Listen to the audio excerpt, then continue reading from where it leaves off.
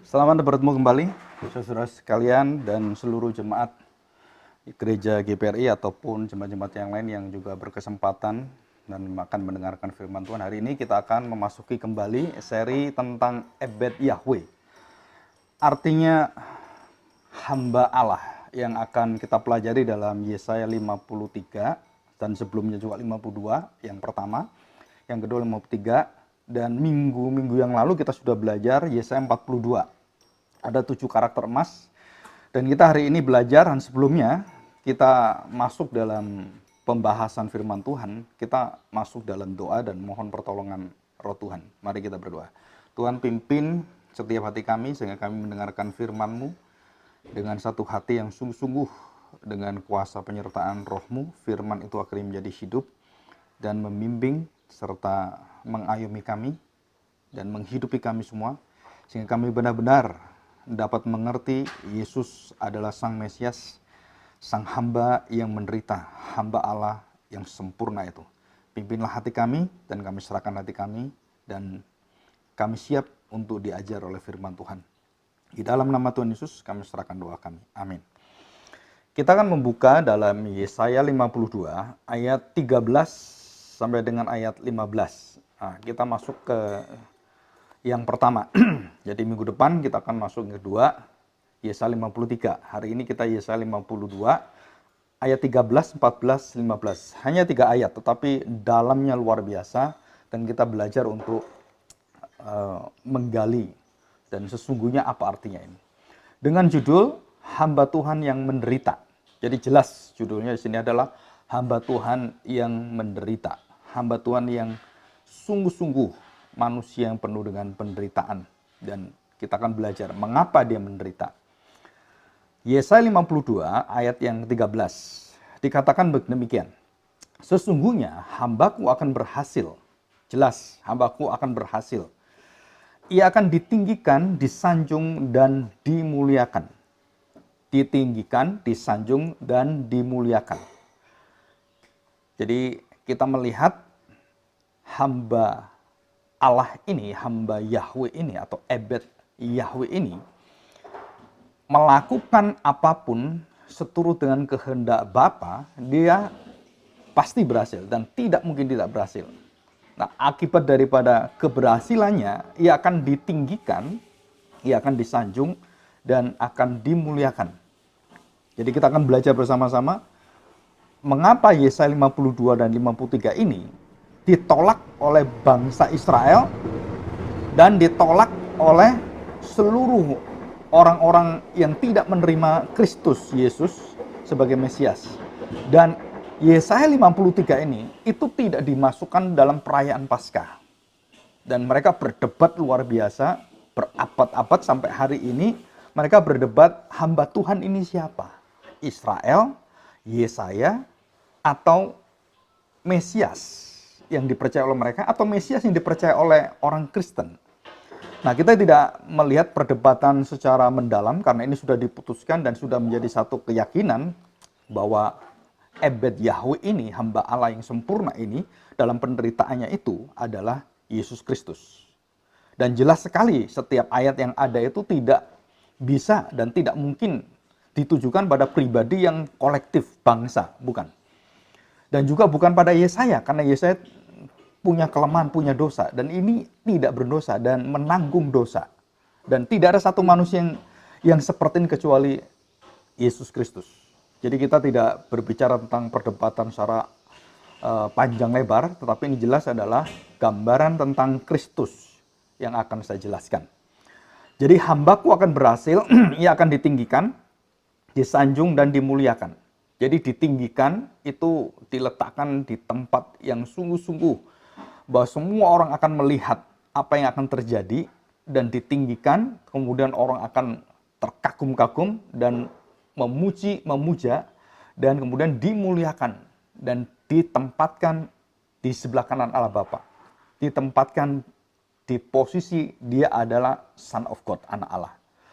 Dan semua orang akan mengakui ini dan tidak ada satu orang pun yang tidak mengakui. Jadi ayat-ayat yang ada dalam Perjanjian Baru, khususnya Filipi pasal 2 ayat 5 sampai 9 yang mengatakan bahwa Yesus akan dipuja dan akan disembah dan semua lutut akan bertelut dan semua lidah akan mengaku Yesus adalah Allah, itu sama dengan ini. Jadi itu menunjukkan Filipi pasal 2 adalah penggenapan dari Yesaya ini yang dituliskan oleh Rasul Paulus. Jadi kita tahu latar belakangnya. Jadi tulisan-tulisan Rasul Paulus dan para rasul termasuk Tuhan Yesus sendiri itu bersumber pada perjanjian lama.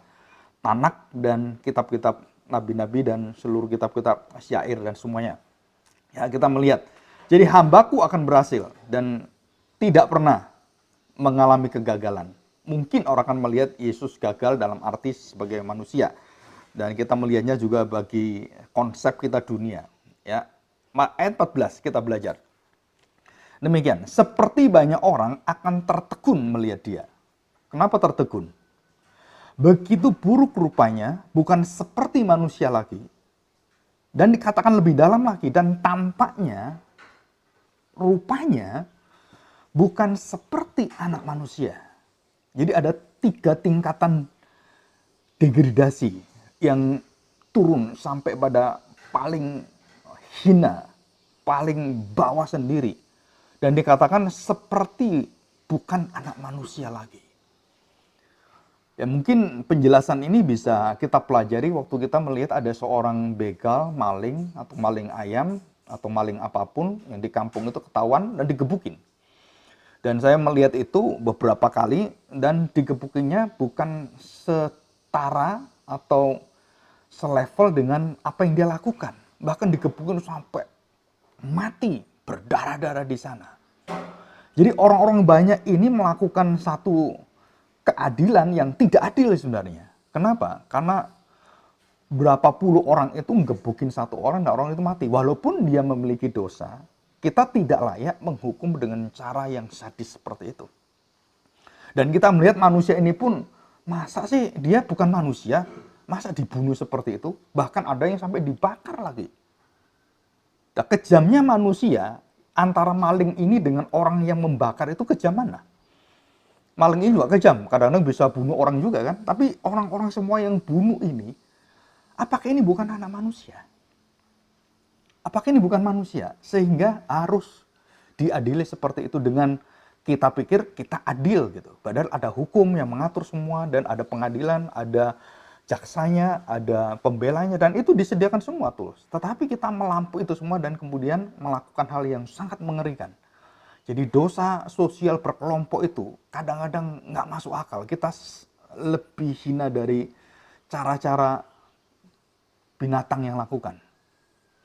Dan kita ngomong kita orang modern. Nah di sini kita melihat. Jadi Yesus itu kalau kita mau gambarkan, kalau orang bersalah aja dipukuli seperti itu kita punya hati, aduh janganlah seperti ini gitu kan. Dia kan punya hak hidup, dia kan manusia juga. Dia kan punya, ya paling tidak harus dipikirkan itu loh. Mengapa dia seperti ini?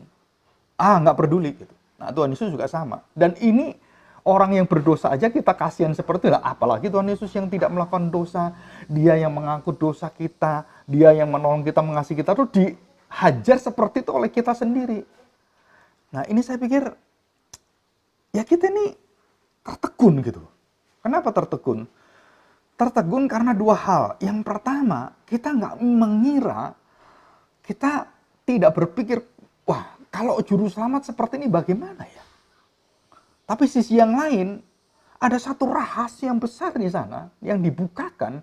Jadi pemberitaan firman Tuhan yang tidak bisa membuka rahasia ini, tidak pernah bisa membawa pertobatan sejati, membawa kehidupan yang baru, membawa kepada hati yang sungguh-sungguh diubahkan. Kenapa? Sekali lagi, kita berpikir, akhir-akhir ini banyak orang berpikir secara salah kaprah tentang kuasa mujizat Tuhan Yesus.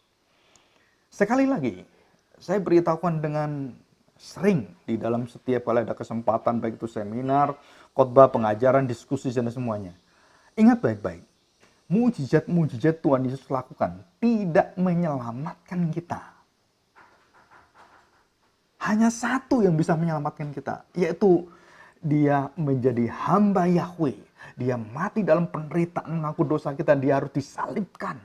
Dia mengangkut semuanya. Nah ini loh seharusnya yang dibawa sehingga semua mujizat yang lain engkau boleh tolak.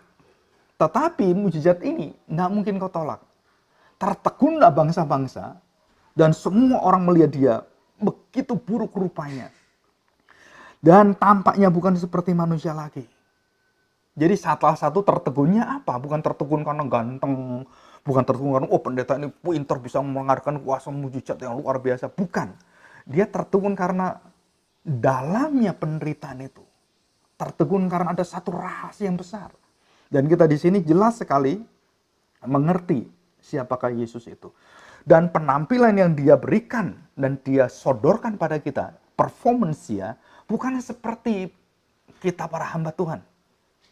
Kita ingin tampil yang bagus, kita ingin tampil yang keren, kita ingin tampil yang mengagumkan orang, kita ingin tampil dihormati orang, kita ingin tampil dengan penampilan yang megah sekali, dan kita ingin tampil begitu banyak hal. Tetapi coba kita lihat Yesus, bagaimana penampilan dia? Apakah dia tampil dengan seperti kita hamba-hamba Tuhan yang zaman sekarang? Yang dia tampilkan apa? Nggak ada rupanya, nggak ada dignity-nya, nggak ada derajatnya bagi kita. Ini kalau seperti ini, wah kalau khotbah nggak pakai dasi itu rasanya nggak ada wibawanya. Jadi wibawa kita tuh kurang dasi. Wah kalau khotbah nggak bawa Alkitab itu, wah nggak benar, khotbah bawa handphone itu kurang mantep karena kecil. Nah semua dihitung dengan apa? Dengan apa yang kita bawa, apa yang kita lakukan. Sedangkan Kristus melakukan itu bukan berdasarkan penilaian orang-orang yang ada, bagaimana dinilainya dia. Bahkan kalau dilihat dari wajahnya, mukanya, dan dikatakan di sini, tampaknya tidak ada tampaknya. Dan sebagai manusia saja dianggap, ini orang-orang tanda petik, ini orang deso ini.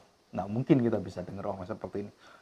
Ini orang-orang yang di tempat kampung-kampung yang ya nggak ada perhitungannya.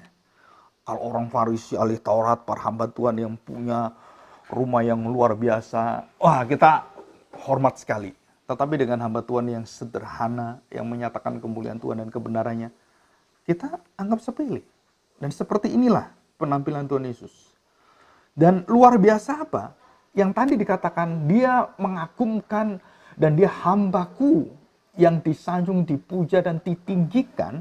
Tiba-tiba ditinggikan bagaimana? Tuhan memberikan kepada kita, ini loh yang ditinggikan, begitu buruk rupanya. Bumi dan langit.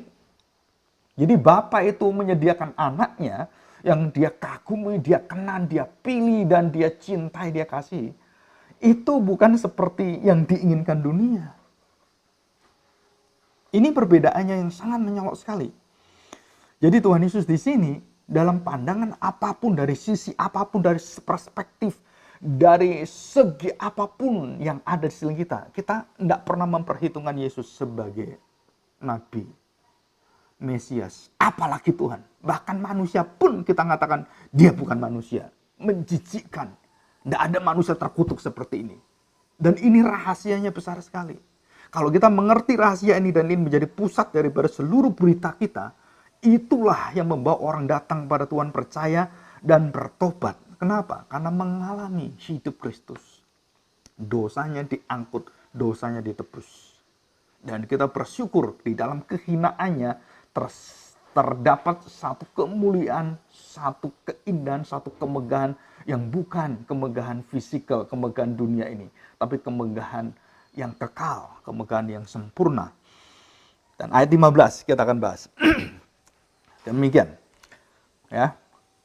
Saya ulangi dari 13, sesungguhnya hambaku akan berhasil, ia akan ditinggikan, disanjung dan dimuliakan. Kemudian berbalik daripada perkataan-perkataan yang ada di atas, seperti banyak orang akan tertegun melihat dia, begitu buruk rupanya, bukan seperti manusia lagi. Dan tampaknya bukan seperti anak manusia lagi. Kita melihat Yesus di kayu salib, kita tidak mungkin bisa melihat ada manusia yang seperti itu lagi. Dan 15, demikianlah ia akan membuat tercengang banyak bangsa. Raja-raja akan mengatupkan mulutnya melihat dia, sebab apa yang tidak diceritakan kepada mereka akan mereka lihat. Apa yang tidak mereka dengar akan mereka pahami. Dan disitulah satu kekuatan rahasia. Jadi bukan hanya kita akan melihat satu kekaguman kepada penampilan Kristus di dalam penderitaan yang luar biasa. Dia akan berhasil apa? Mengatupkan seluruh mulut raja-raja. Dia akan membuat banyak bangsa tercengang. Apa maksudnya itu? Mengapa orang-orang itu melihat sampai begitu rupanya sehingga mereka tidak bisa berkata apa-apa? Dan tidak ada di dalam setiap perjalanan Tuhan Yesus, kalau kita perhatikan baik-baik, Tuhan Yesus diikuti oleh banyak orang. Mereka kagum dengan pengajaran yang bukan seperti orang Farisi. Apa yang dikatakan itu membuat orang mengikuti dia kemana-mana, dia ikuti orang banyak. Dan banyak orang mengikuti juga salah, karena ingin mendapatkan roti, ingin melihat kekuatan-kekuatan seperti seorang tukang sulap gitu kan, yang terhibur dengan mujizat dan dinanti-nantikan mujizat Tuhan Yesus, bukan karena kagum, bukan karena ikut Tuhan Yesus, bukan, tapi karena mereka apa? Mereka supaya keinginan tahunya itu luar biasa ya, tapi tidak membawa ke dalam pertobatan. Orang-orang seperti ini diusir oleh Tuhan Yesus. Jangan ikut saya kamu, minggat kamu, minggir, pergilah kamu. Bahkan muridnya sendiri pun waktu dia mau ke kayu salib, Petrus menghalangi dia. Dia katakan, kamu iblis ya. Itu jalan saya. Orang banyak kagum dengan mujizat. Kenapa sulit menerima peristiwa salib dan orang-orang bisa mengkhotbahkan tentang bagaimana mujizat terus mujizat. Kapan kamu berkhotbah keindahan Kristus yang mengagumkan, mengatupkan, mencengangkan bangsa-bangsa, raja-raja, penguasa-penguasa. Malah hamba Tuhan pendeta menutup ini. Menutup, tidak memberitakan ini. Dan memberitakan seperti orang-orang mencari tadi itu. Mujizat yang luar biasa seperti itu. Sungguh kita celaka ini. Dan di sini dikatakan, Tuhan Yesus untuk tidur nggak ada tempat. Untuk mati nggak ada tempat. Untuk perjamuan aja dia pinjam tempat. Dia meninggal tempatnya pinjam. Dan diberikan oleh kuburan tempat Yusuf Arimatea. Waktu dia mau lahir dan kemudian dilahirkan, di manakah dia dilahirkan? Di tempat istana? Bukan. Dari dia lahir sampai dia mati, manusia penuh dengan kesengsaraan. Orang mau ikut dia. Dia katakan, aku nggak ada tempat untuk meletakkan kepala, mau ikut. Sungguh, siapa mau ikut orang seperti ini? Kecuali orang-orang mengerti rahasia kedalaman kehinaan. Di dalam kemuliaan ini kita tertutup dan kita bersyukur. Tanpa jalan ini tidak ada keselamatan. Tanpa jalan ini saya tidak akan bisa masuk dalam kerajaan kekal. Dan kita bukan hanya melihat kehinaan sebagai kehinaan, tapi kehinaan menjadi jalan. Melihat terang kemuliaan Allah yang begitu bersinar luar biasa sekali. Tuhan Yesus tidak pernah memamerkan kuasa-kuasanya. Bahkan ada orang datang mau menangkap dia. Dia katakan, kalau saya mau, saya bisa ambil dan memerintahkan malaikat dan membunuh kamu semua. Dan bukan hanya itu saja, Tuhan Yesus mengatakan, akulah dia yang kamu cari. Semua tentara yang dekat dengan dia langsung roboh. Jatuh semuanya. Kalau dia mau. Jadi jangan memaksa Tuhan Yesus seperti iblis. Seperti orang mengatakan, kamu bisa menyelamatkan orang, selamatkan dirimu, pakailah kuasamu. Itu sejak pencobaan setan ngomong seperti ini. Kamu kan anak Allah, ayo tunjukkan kuasamu. Nah sekarang kondisi gereja dan kondisi mimbar-mimbar itu mengikuti dari nasihat iblis. Pamerkan kuasa Tuhan. Jangan pamerkan penderitaan kematiannya dan penebusannya. Oh itu rahasia ini. Kalau ini tidak ada, yang kamu beritakan adalah kematian. Kamu beritakan adalah kepalsuan. Maka kenapa kita bersama-sama berdoa supaya mimbar hati para hamba Tuhan, para pendeta, jemaat, orang-orang Kristen mencari siapakah Ebed Yahweh ini. Dan kita akan melihat kuasanya, melihat pelayanannya, melihat rahasianya, jati dirinya, bagaimana dia memberikan nyawanya. Kita terkatup mulut kita. Dan kita tidak tahan melihat apa yang terjadi. Dan kita melihat diri kita. seharusnya saya di sana. Dan inilah pengorbanan yang sungguh-sungguh tidak bisa digantikan oleh orang lain.